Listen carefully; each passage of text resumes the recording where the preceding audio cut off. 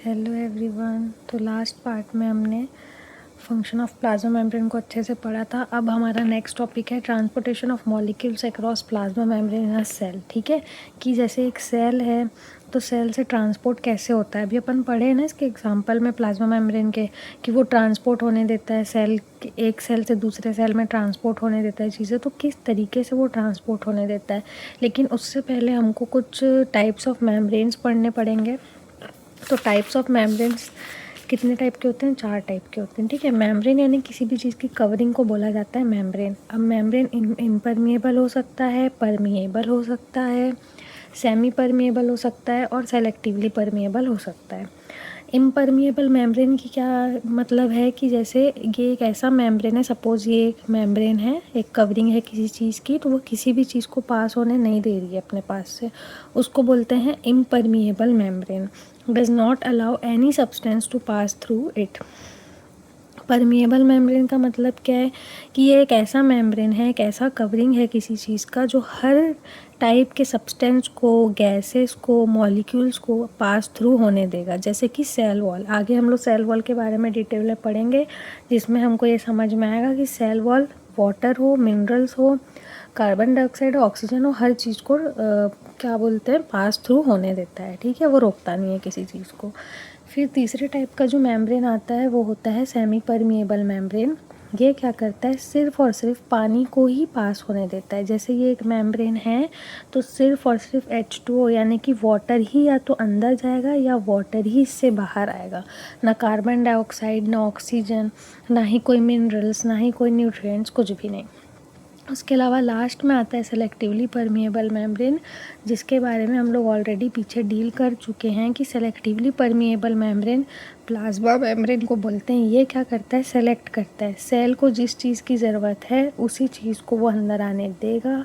Cell को जो चीज़ access हो गया सेल के अंदर या वेस्ट के फॉर्म में सेल के अंदर बन गया, उसी को वो बाहर जाने देगा। फॉर एग्ज़ाम्पल ये एक सेल है, इस सेल को अभी नीड है ऑक्सीजन की, तो सिर्फ और सिर्फ ऐसा नहीं कि वहाँ के एटमॉस्फेयर में ऑक्सीजन, वाटर, कार्बन डाइऑक्साइड कुछ नहीं है, सब है, लेकिन सिर्फ और सिर्फ अंदर क्या जाएगा, ऑक्सीजन जाएगा। लेकिन जब सेल के अंदर कार्बन डाइऑक्साइड का कंसंट्रेशन बढ़ जाता है तो अंदर से सिर्फ क्या बाहर आता है, कार्बन डाइऑक्साइड बाहर निकलता है। ठीक है, तो ये सेलेक्ट कर रहे हैं entry and exit of substance, उसी को हम लोग बोलते हैं सेलेक्टिवली परमिएबल मेम्ब्रेन। जो स्पेसिफिक मॉलिक्यूल्स, स्पेसिफिक यानी जिस चीज़ की ज़रूरत है स्पेशली उसी को, स्पेसिफिक मॉलिक्यूल का एंट्री और एग्जिट क्या करता है, कंट्रोल करता है, उसी को हम लोग सेलेक्टिवली परमिएबल मेम्ब्रेन बोलते हैं। For example plasma membrane. अब हम लोग यहाँ पे देखेंगे कि एक जैसे सपोज़ ये सेल है, ठीक है, सेल का ये मेम्ब्रेन है। अब इस मेम्ब्रेन जैसे सेल के अंदर का इन्वायरमेंट है, ये इंटरनल इन्वायरमेंट है, ये एक्सटर्नल इन्वायरमेंट है। तो एक्सटर्नल इन्वायरमेंट से इंटरनल इन्वायरमेंट में मॉलिक्यूल्स और वाटर कैसे आना जाना करते हैं, और इंटरनल एनवायरमेंट से एक्सटर्नल एनवायरमेंट में कैसे आना जाना करता है। तो 2 तरीका है, 2 तरीके से सेल क्या करता है, मॉलिक्यूल्स का ट्रांसपोर्ट करता है। अगर उसको पानी को ट्रांसपोर्ट करना है तो वो अलग कहलाता है, और पानी के अलावा अगर उसको गैसेस, मिनरल्स, इन सब का ट्रांसपोर्ट करना है तो वो अलग कहलाएगा। तो 2 तरीका है, एक होता है डिफ्यूजन, दूसरा होता है ऑस्मोसिस। अब डिफ्यूजन को समझने के लिए पहले अपन क्या करते हैं, सपोज़ ये 2 बीकर है, इन दोनों को हम जोड़ दिए। अब मैं यहाँ पे क्या कर दी हूँ, होल बना दी हूँ। ठीक है, और इस बीकर में यहाँ तक पानी भरा हुआ है, इस बीकर में यहाँ तक पानी भरा हुआ है, यानी यहाँ पे हायर अमाउंट ऑफ वाटर है और यहाँ लोअर अमाउंट ऑफ वाटर है। तो जब मैं इस जगह पे होल करूँगी तो पानी यहाँ पास होने लगेगा हाई वाले से लो वाले में, और कब तक जाएगा, जब तक दोनों में पानी क्या नहीं हो जाता, बराबर नहीं हो जाता। तो ये जो बराबर होता है उसको बोलते हैं इक्विलिब्रियम। क्या बोलते हैं, इक्विलिब्रियम। तो ये अब यहाँ पर क्या लिखा है, डिफ्यूजन में जो मॉलिक्यूल्स हैं, अभी तो मैंने वाटर का एग्जांपल लिया, वैसे ही मॉलिक्यूल्स जैसे कि कार्बन डाइऑक्साइड हो गया, ऑक्सीजन हो गया, और भी दूसरे मॉलिक्यूल्स हो गए, move from an area of higher concentration, जहाँ पे वो ज़्यादा अमाउंट में रहेंगे वहाँ से वो अपने आप कहाँ चले जाएंगे, कम अमाउंट में चले जाएंगे। कब तक, जब तक इक्विलिब्रियम रीच नहीं हो जाता। ठीक है, इस प्रोसेस में कोई एनर्जी नहीं लगती।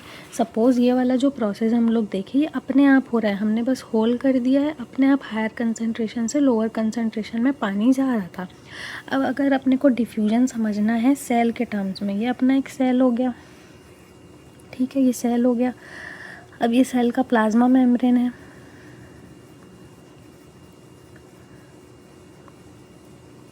मान लो सेल के आउटर एरिया में बहुत सारा ऑक्सीजन का कंसंट्रेशन है, बहुत ज़्यादा अमाउंट ऑफ ऑक्सीजन है सेल के बाहर, ठीक है।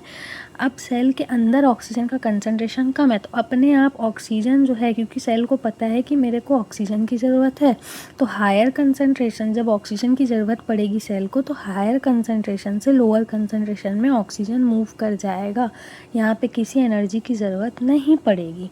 वैसे ही सेल के अंदर अगर कार्बन डाइऑक्साइड CO2 का कंसंट्रेशन बहुत बढ़ गया, ये कैसे बढ़ता है आगे के चैप्टर्स में पढ़ोगे। CO2 का कंसंट्रेशन बढ़ गया तो अपने आप CO2 आउटर इन्वायरमेंट में चला जाएगा, हायर कंसंट्रेशन से लोअर कंसंट्रेशन। अब ये जो वर्ड मैं बोल रही हूँ कॉन्सेंट्रेशन, इस कॉन्सेंट्रेशन का मतलब क्या होता है अभी मैं आपको थोड़ी देर में समझाती हूँ। बाकी हायर चीज़ से लोअर चीज़ में जाएगा, उसी को हम लोग बोलते हैं डिफ्यूजन, और यहाँ कोई एनर्जी नहीं लगती। वैसे ही ऑस्मोसिस, ऑस्मोसिस कुछ नहीं है, डिफ्यूजन का ही एक टाइप है, बस उसको ऑस्मोसिस कब बोलेंगे, जब पानी का ट्रांसपोर्ट होगा, कार्बन डाइऑक्साइड और ऑक्सीजन और मिनरल्स के बदले जब पानी एक जगह से दूसरी जगह जाएगा, उसको हम बोलेंगे ऑस्मोसिस, ठीक है। ऑस्मोसिस और डिफ्यूजन में एक डिफरेंस ये है कि देखो, जैसे मान लो, अच्छा उसके लिए तो पहले मुझे आपको कॉन्सेंट्रेशन समझाना पड़ेगा, तो आप पहले वो समझो। सपोज़ ये एक ग्लास है, ये दूसरा ग्लास है, दोनों में सेम अमाउंट ऑफ पानी भरा हुआ है, मैंने इस पर 1 स्पून डाला शुगर और इस पर 2 स्पून शुगर डाले, तो ये जो वाटर है जो अपने अंदर शुगर को डिज़ोल्व कर लेगा, इस वाटर को हम लोग बोलेंगे सॉल्वेंट, वो चीज़ जो ज़्यादा अमाउंट में प्रेजेंट होती है, एंड सेकेंडली जो अपने अंदर दूसरे चीज़ को डिज़ोल्व कर लेती, घोल लेती है, उसको हम सॉल्वेंट बोलते हैं, ठीक है। जैसे आप दूध में शक्कर मिला रहे हो तो दूध आपका सॉल्वेंट है। अब ये जो मैंने स्पून्स में शुगर लिया है, ये शुगर पहला तो कम अमाउंट में है, दूसरा एक खुद घुलता है, जो अपने जो घुल जाए, है ना, जो घुल जाता है, जो डिज़ोल्व हो जाता है, उसको सॉल्यूट बोलते हैं। सॉल्यूट और सॉल्वेंट जब मिलते हैं तो मिला करके बनता है सॉल्यूशन। क्या बनता है? सॉल्यूशन, ठीक है। तो इन दोनों में ही शुगर है, लेकिन ज़्यादा शुगर, वाटर तो सेम है दोनों में, मान लो इसमें भी 10 ml वाटर है, इसमें भी 10 ml वाटर है, वाटर दोनों में सेम है, लेकिन सॉल्यूट किस में ज़्यादा है, तो वही है जब क्या बोलते, सॉल्वेंट का कॉन्सेंट्रेशन या सॉल्वेंट की मात्रा बराबर हो और अमाउंट ऑफ सॉल्यूट बढ़ जाए तो उसको बोलते हैं कॉन्सेंट्रेशन। तो इस वाले के कंपैरिजन में सपोज़ ये A है और ये B है, तो A के कंपैरिजन में B जो है वो ज़्यादा कॉन्सेंट्रेटेड रहेगा। कॉन्सेंट्रेशन का मतलब है उसमें कितना सॉल्यूट प्रेजेंट है, जिसमें जितना ज़्यादा सॉल्यूट प्रेजेंट होगा वो उतना ही ज़्यादा कॉन्सेंट्रेटेड होगा। तो इस केस में B ज़्यादा कॉन्सेंट्रेटेड है क्योंकि इसमें नंबर ऑफ़ सॉल्यूट्स ज़्यादा है। आया समझ में ये चीज़? अब उसके बाद अगर आप लोग देखोगे तो यहाँ पे मैंने एक्सप्लेन किया हुआ है कि सॉल्यूशन में 2 पार्ट्स होते हैं, सॉल्वेंट और सॉल्यूट। सॉल्वेंट वो होता है जो अपने अंदर चीज़ों को डिज़ोल्व कर ले, और सॉल्यूट वो होता है जो खुद डिज़ोल्व हो जाए। दोनों के एग्जांपल यहाँ पे लिखे हुए हैं। डाइल्यूट सॉल्यूशन का मतलब होता है उसमें सॉल्यूट कम होगा, सॉल्वेंट ज़्यादा होगा, जैसे कि यहाँ पर सॉल्यूट कम था, सॉल्वेंट ज़्यादा था, तो ये डाइल्यूट सॉल्यूशन कहलाएगा। और कॉन्सेंट्रेटेड सॉल्यूशन का मतलब होता है सॉल्यूट ज़्यादा, सॉल्वेंट कम, जैसे कि यहाँ पे, है ना। अब आप बोलोगे यहाँ पे तो दोनों के जगह पे सॉल्वेंट बराबर है, तो यहाँ पे सॉल्वेंट कम बोलने का मतलब ये है हर 10 ml के लिए 1 स्पून चाहिए, तो 20 ml के लिए 2 स्पून चाहिए, लेकिन यहाँ तो 20 ml के बदले 2 स्पून 10 ml में ही डल रहा है। यानी इसके कंपैरिजन में, इसके हिसाब से देखा जाए तो इसके पास सॉल्वेंट कम है, इसके कंपैरिजन में सॉल्वेंट कम नहीं बोल रहा है, ठीक है। तो वही यहाँ पे समझाना चाह रहा है। अब उसके बाद जो नेक्स्ट चीज़ अपने को देखनी है ऑस्मोसिस के बारे में, तो ऑस्मोसिस में जो सॉल्वेंट होता है वो semi permeable membrane. Semi permeable membrane कुछ नहीं है, अलग से कोई ऐसा मेम्ब्रेन नहीं अपन देख रहे हैं, अभी अपन प्लांट सेल, एनिमल सेल की बात कर रहे हैं, तो उसमें अपन यही देखेंगे कि प्लांट सेल और एनिमल सेल का सेल मेम्ब्रेन की बात करेंगे। तो यहाँ पे semi permeable membrane plasma membrane को ही बोला जा रहा है, क्योंकि वो वाटर को भी अलाउ करता है मूव करने के लिए। तो ऑस्मोसिस में क्या होता है, कार्बन डाइऑक्साइड, ऑक्सीजन ये सब मूव नहीं करता। मूव क्या करता है, पानी मूव करता है सेमी परमिएबल मेम्ब्रेन के थ्रू, ताकि दोनों तरफ कॉन्सेंट्रेशन बराबर हो जाए। ठीक है, जैसे मेरे कहने का मतलब ये है कि ये 2 बीकर है, ठीक है, यहाँ पे एक होल है, ठीक है, अपन मान लिए पानी भरा है दोनों जगह पे, दोनों जगह पानी है, ठीक है, बराबर अमाउंट है पानी लिए। यहाँ पे सॉल्यूट कम है, यहाँ पे सॉल्यूट ज़्यादा है। तो ऑस्मोसिस के प्रोसेस में क्या होता है, सॉल्यूट यहाँ ज़्यादा है, यहाँ कम है, तो होना क्या चाहिए, हायर सॉल्यूट से लोअर सॉल्यूट में जाना चाहिए, ताकि दोनों जगह सॉल्यूट बराबर हो जाए। बट ऐसा नहीं होता है। होता ये है कि सॉल्यूट जो है जिस डायरेक्शन में जाना चाहिए उसके अपोजिट डायरेक्शन में पानी चले जाता है, यहाँ से पानी यहाँ चला जाता है। ठीक है, ऑस्मोसिस के प्रोसेस में पानी का ही मतलब ऐसा मेम्ब्रेन यहाँ पे लगा हुआ है जिसको हम सेमी परमेबल मेम्ब्रेन होते हैं, जो सॉल्यूट को तो मूव होने देगा नहीं। तो सॉल्यूट मूव नहीं होगा तो क्या मूव होगा, पानी। अब जाहिर सी बात है कि यहाँ पे मान लो 50 ml पानी है, यहाँ भी 50 ml पानी, दोनों जगह बराबर पानी है, ठीक है। लेकिन यहाँ पे मान लो टू मॉलिक्यूल्स ऑफ सॉल्यूट है और यहाँ पे 5 मॉलिक्यूल्स ऑफ सॉल्यूट है, या सपोज़ 4 मॉलिक्यूल्स ऑफ सॉल्यूट है, ठीक है। इसका मतलब जैसे 50 ml पानी के लिए 2 मॉलिक्यूल्स ऑफ सॉल्यूट है, यानी एक सॉल्यूट के लिए 25 ml पानी है सपोज़। तो यहाँ पर क्या होगा कि सॉल्यूट कंसंट्रेशन को बराबर करने के लिए यहाँ से पानी यहाँ चला जाएगा, तो इसको 60, 70, 80 कर देगा पानी को, जिसकी वजह से यहाँ पे जैसे 2 सॉल्यूट के हिसाब से पानी रहेगा और यहाँ पे 4 सॉल्यूट के हिसाब से पानी रहेगा। सिंपल टर्म्स में अगर मैं समझाना चाहूँ तो जहाँ पे कम सॉल्यूट रहता है वहाँ से ज़्यादा सॉल्यूट की तरफ पानी चला जाता है। जस्ट उल्टा डेफिनेशन है ऑस्मोसिस का डिफ्यूजन से। डिफ्यूजन में रहता है कि हायर कंसंट्रेशन से लोअर कंसंट्रेशन में मॉलिक्यूल्स मूव करते हैं। यहाँ वाटर की बात नहीं चल रही है, लेकिन ऑस्मोसिस में बोला जाता है लोअर कंसंट्रेशन ऑफ सॉल्यूट से हायर कंसंट्रेशन ऑफ सॉल्यूट में पानी मूव करता है। यहाँ हायर और लोअर कंसंट्रेशन में ये नहीं बोला गया था कि किसका हायर और लोअर कंसंट्रेशन, पर यहाँ बताया जा रहा है कि लोअर कंसंट्रेशन ऑफ सॉल्यूट से हायर कंसंट्रेशन ऑफ सॉल्यूट में पानी मूव करता है, ताकि दोनों जगह कंसंट्रेशन बराबर हो जाए, दोनों जगह पानी के हिसाब से सॉल्यूट सही हो जाए। अगर मैं ऐसा लिखूँ कि 10 ml पानी में 1 स्पून शुगर सफिशेंट है, तो 20 ml पानी में 2 स्पून सफिशेंट होगा, 30 ml पानी में 3 स्पून सफिशेंट होगा।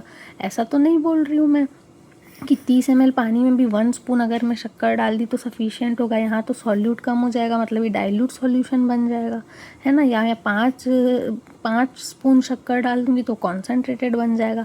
यहाँ पे 3 स्पून होगा तभी वो सही सॉल्यूशन बनेगा। तो सही सॉल्यूशन बनाने का काम ऑस्मोसिस करता है, ठीक है। जैसे कि प्लांट जो होते हैं वो जो सॉइल होता है, सॉइल में प्लांट का कौन सा पार्ट होता है, रूट्स। तो रूट्स क्या करते हैं, सॉइल के हेल्प से पानी को लेते हैं, लेकिन पानी ले रहे हैं तो कौन से प्रोसेस से ले रहे हैं, ऑस्मोसिस से। तो आपको बस इतना याद रखना है कि जहाँ भी वाटर का मूवमेंट होता है तो वहाँ पर क्या होता है, ऑस्मोसिस होता है, ठीक है। अब एंडोऑस्मोसिस और एक्सोऑस्मोसिस भी समझ लो। अगर किसी सेल के अंदर पानी जा रहा है तो वो एंडोऑस्मोसिस कहलाता है, अगर किसी सेल से बाहर पानी जा रहा है तो एक्सोऑस्मोसिस कहलाता है। टाइप्स ऑफ मेम्ब्रेन मैं आपको ऑलरेडी बता चुकी हूँ, सॉल्यूशन भी अपन समझ लिए हैं, ठीक है। बाकी जो अपने को पढ़ना है अपन नेक्स्ट पार्ट में पढ़ेंगे। Thanks for watching. अगर इसमें कोई भी डाउट है इस पर्टिकुलर टॉपिक में, खास करके osmosis, diffusion, solvent, solute, concentration, तो कमेंट सेक्शन में मुझे ज़रूर बताना। मैं ट्राई करूँगी कि मैं कोई नेक्स्ट वीडियो बना सकूँ जिसमें मैं और डिटेल से समझा सकूँ, लेकिन आपको इतना ज़्यादा डिटेल में भी नहीं जाना है। आपको बस इतना समझना है, आपको डिफ्यूजन का डेफिनेशन याद करना है, ऑस्मोसिस का डेफिनेशन याद करना है, ऑस्मोसिस कौन से मेम्ब्रेन के थ्रू होता है वो याद करना है, ठीक है। टाइप्स ऑफ मेम्ब्रेन आपको पता होना चाहिए, एंडोस्मोसिस एक्सोस्मोसिस आपको पता होना चाहिए, और सॉल्यूशन में डाइल्यूट सॉल्यूशन किसको बोलेंगे, कॉन्सेंट्रेटेड किसको बोलेंगे, वो आपको पता होना चाहिए। उसके अलावा बाकी चीज़ें अभी इतना ज़्यादा डिटेल में पढ़ने की ज़रूरत नहीं है। फिर भी अगर आपको समझ नहीं आए, आप इसको फिर से वीडियो को देखो, और तब भी समझ ना आए तो कमेंट सेक्शन में मुझे ज़रूर बताओ। जब तक के लिए स्टे ट्यून्ड और पढ़ाई करो।